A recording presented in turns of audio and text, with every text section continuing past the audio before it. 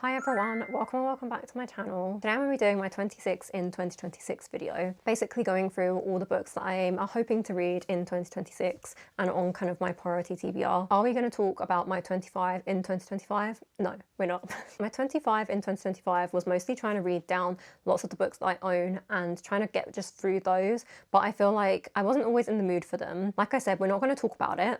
I'm not going to talk about how it went, but this year I feel like I've taken a slightly different approach. It's still similar in the vein that I want to put a lot of the books that I have on my shelves and I have unread on here, but I also want to read some new ones. But I'm also allowing myself to read some new releases because they're releases from my favourite authors, and most likely I'd get them from my library anyway, so it's not like I have to buy them. So anyway, this year I've allowed myself 5 new releases to be on this list, and then the rest of it is basically a mix of books that I own and really want to read, continuations of series, other fantasy books I want to read, and the kind of series that I'm most interested in the kind of fantasy genre, as well as some horror reads that I also really want to get to, and then also a mix of some classics and some rereads and some non-fictions. I feel like these books are things that I genuinely feel like I'm really interested in, and not just things that I've heard are good or that I'm want to read because of it's kind of been hyped up and it's kind of like pulled me along with it. And I feel like I'm only kind of reading the genres that I feel like I really enjoy, and the themes and the kind of plots and motifs and characters that I really enjoy. Hopefully that will lead to a successful reading year. So let's get into the books.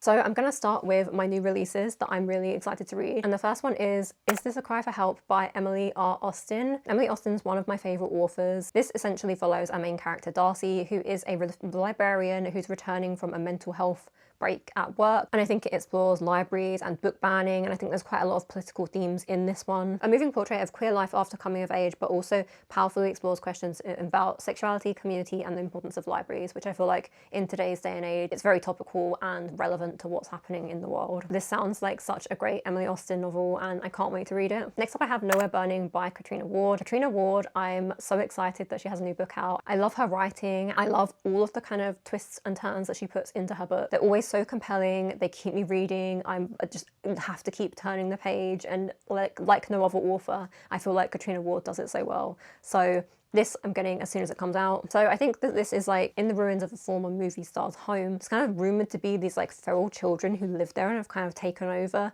the site and kind of like have their own almost society, it sounds like. The 2 children, Riley and Oliver, decide to run away, I think in hopes for a better life, to join these kind of children in this place, and I guess the situation escalates because it says they may have left the devil they know, but this new group is a different type of diabolical. It sounds insane, and I know for sure there'll be so many plot twists. The next one is Wolfworm by T. Kingfisher. T. Kingfisher, again, another author that I always read, so why not put this on here? I'm excited about this because this is a historical horror. I love T. Kingfisher's horrors so much, and I feel like she's got a lot of success with the Sworn Soldier series, so it'll be interesting to see her do another kind of historical horror. I think this is set in 1899, so it'll be interesting to see where she takes this one. But I don't know too much about this, and I don't want to read too much about it anyway, so it basically follows a character who makes this discovery of like human experiments going on. It sounds wild and I can't wait to read it. Next up, we have Japanese Gothic by Kylie Baker, another one of my new favourite authors. Now, her novel Bat Eater was my favourite read of 2025, so I'm so excited to read another horror by her. This is kind of a gothic horror set in 2 timelines, one in 2026 and one in 1877, and it centres around these kind of happenings in this house and how there's parallels, and I guess the 2 timelines kind of converge. All I know is it's a gothic horror house story. Okay, I lied. I actually only have 4 new releases. I had Earthbound on here by Sarah L. Arifi, but I don't know if it's coming out. Like, it hasn't been like announced properly. It doesn't even have a cover, so I might like leave it out with this for now.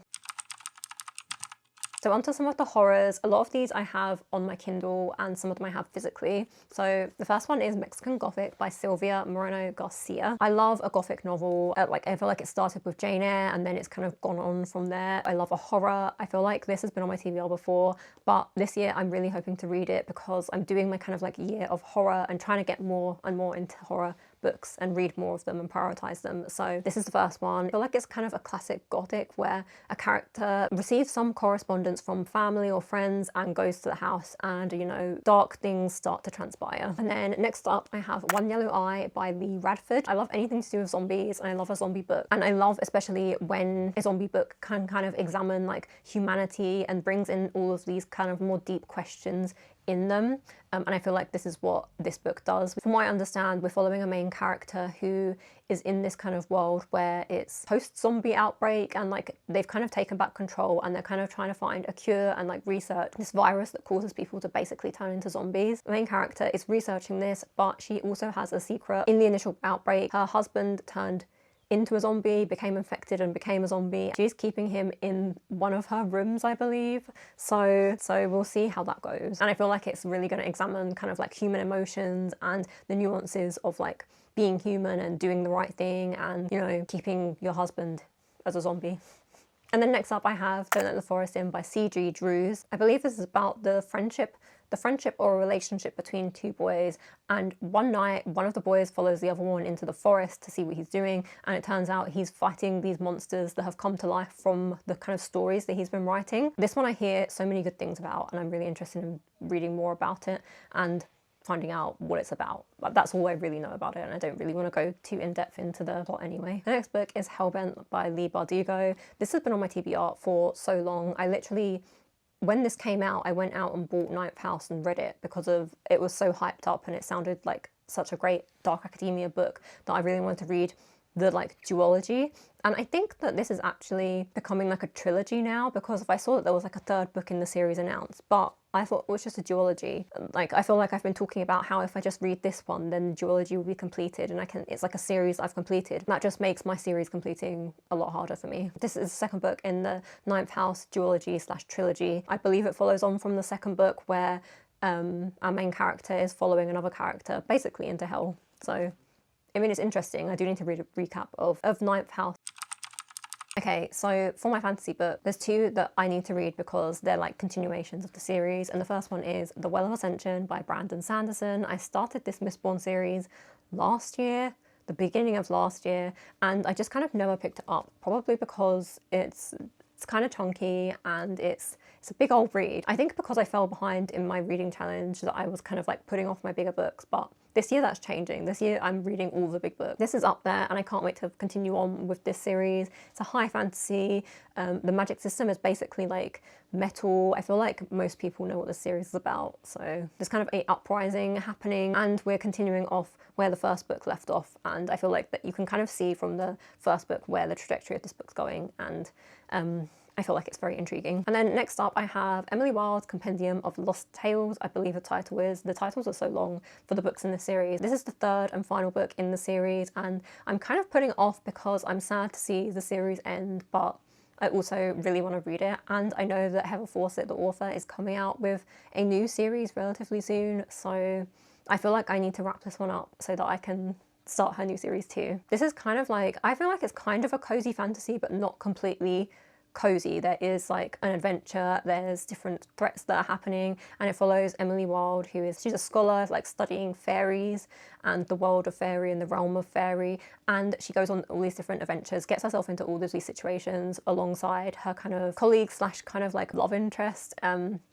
and he's like a completely different character to her, and they go on these kind of adventures and he always comes along. Such a wholesome and charming series, and I just really love it. It's such a like cozy comfort read for me. So I'll be sad when it's gone, but I also want to see what happens at the end and just spend more time with these characters. And then on a similar cozy vein, I have Bookshops and Bone Dust, which I still have not read. This is the sequel to Legends and Lattes, and it's a cozy fantasy. I think it's a prequel to Legends and Lattes. I think it's following Viv, our main character from Legends and Lattes, before she gave up her mercenary lifestyle and when she was somehow involved in a bookshop. And I guess we follow a different kind of cast of characters, maybe characters from her past. I am excited to read this just for a cozy fantasy time. And then this one is a standalone fantasy, which is Blood Over Brighthaven by M.L. Wong, and it follows our main character who is trying to become the first kind of female mage, I believe. And I've heard that we follow this character, but she's very flawed, and we see kind of the nuance of what she's doing and also her own viewpoint. And I feel like it takes a very interesting look at different perspectives and privileges that different people have, and the way that kind of society views different people, even in this fantasy setting.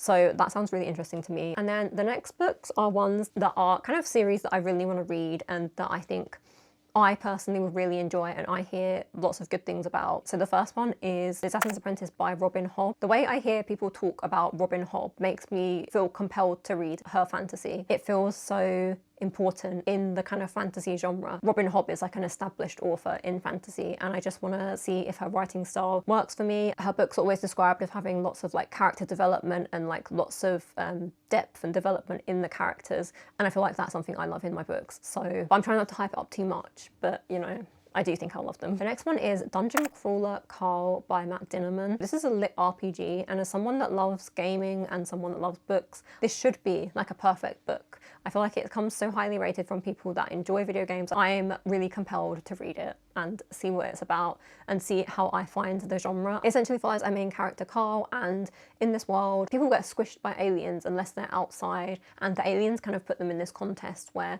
they're basically crawling dungeons, which you do in a lot of games where you'll have to kind of like clear out the dungeon and defeat the enemies, and I'm assuming that's kind of what's happening in this game. I imagine it's like having to do all these video game style tasks and activities to kind of win this game. It sounds like such a unique combination of two things that I love, so I feel like I'm gonna love this. And then the next two are fantasy series that I have on my Kindle that I have yet to start, but I've had them for quite a while. And the first one is The Raven Scholar by Antonia Hodgson. I feel like this one really popped off last year, and it sounds so interesting. It sounds like there's some kind of like trials and games, and there's also a murder that happens in one of these games, and the main character is kind of having to uncover who the killer is and what's happened.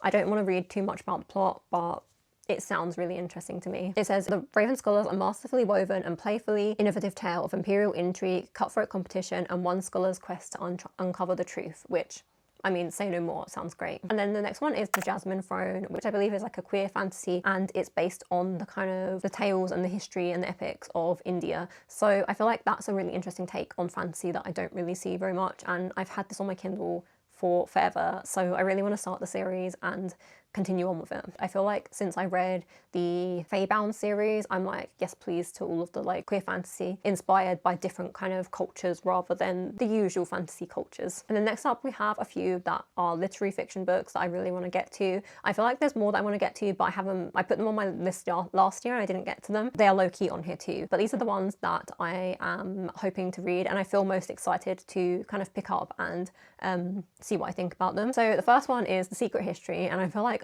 I am always like, I'm gonna read this, and then I never do, probably because it is quite big. I feel like it's a book that you probably do take a little bit more time to read, almost the way that you do with classics, because it is a bit of an older book. I kind of want to read it quite slow as well and just kind of dip into it every once in a while, kind of see what I think. This is like the OG dark academia following a group of students, and I think that they are kind of involved in a murder somehow, and kind of everything that follows that.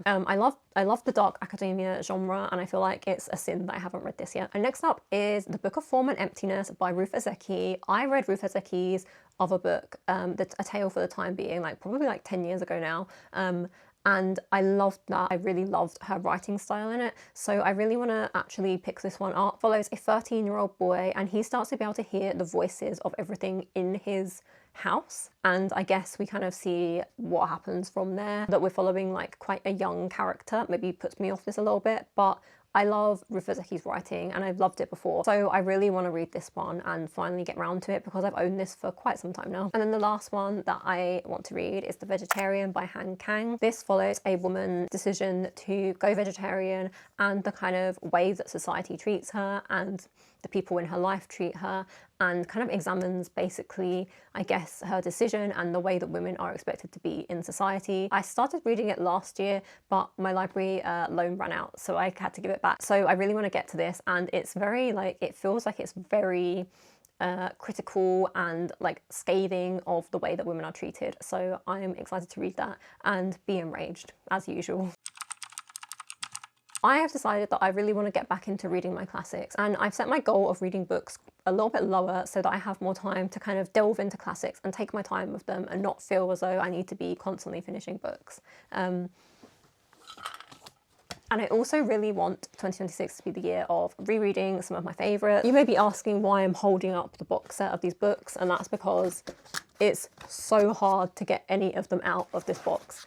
So 3 of the books I want to read are in here. So I essentially want to read one work from each of the Bronte sisters. So I want to reread Jane Eyre by Charlotte Bronte, reread Wuthering Heights by Emily Bronte. I want to read The Tenant of Wildfell Hall, which I haven't read yet, by Anne Bronte. And I have them all in this like lovely cloth bound edition if I can get them out of the box. That's heavy, so I'm putting it down. Jane Eyre is the kind of book that I go to when someone asks my favourite book. I feel like I read it when I was younger and I really want to reread it through adult eyes and see kind of things that I pick up on now and how I feel about it. The same with Wuthering Heights. I read it when I was quite young and it'd be interesting to look back as a fully grown adult. And then I also have Persuasion by Jane Austen. I picked this up not too long ago and I still haven't read it. And it's quite a short book, so I feel like there's no excuse. I really like Jane Austen's writing. As I've got older, I've really grown to like Jane Austen's writing, even if I did give some of her books a lower rating when I was younger. But as I've, matured and my brain's developed a bit more, I can kind of see what was happening with these books. I feel like I can really see the merit in them now, and I'm hoping to read this one.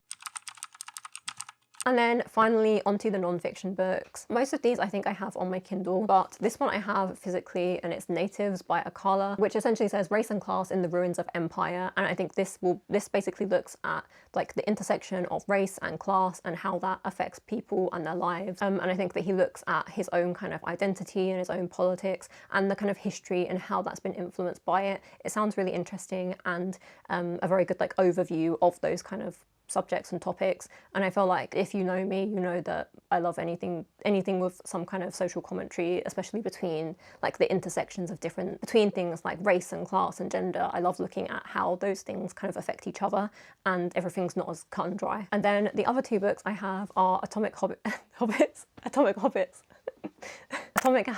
by James Clear, which I feel like I put on my list every year, but this year I feel like I truly do believe I will read it. I feel like it's one of the most well-known books about like productivity and kind of developing better habits. I feel like this is the year. This is going to be it. 2026 is the year of Atomic Habits for me. Similarly, I have another one. I've owned it for so long that I feel like I just need to read it and kind of have an opinion on it, and that's The Life-Changing Magic of Not Giving a Fuck by Sarah Knight. I've had this on my TBR for so long, and I feel like when I was going through my books, I was like looking at ones that I've had and haven't read, but this one I feel like I'm still interested in, and I opened it up and was flipping through it and I was like, it's not too long. I could like read this and kind of just see if I get anything from it. So this one I'm adding as a final. If I don't read it this year, I'll probably get rid of it. Those are the 26 books that are on my priority TBR for 2026. I feel more confident than I did last year that I'd get to all of these because they are things that I find more interesting, and a lot of them, I tried to put a lot of them on here that I do own so that I can kind of read through the books that I do own instead of adding too many new ones in. Let me know if you've read any of these and if any of these are on your TBR, and if there's any that you've read and you think I should read first, let me know. If you like this video, please give it a like, and if you want to see more from me and if I do read these books, then hit subscribe. Thank you so much for watching, and I'll see you in my next one. Bye!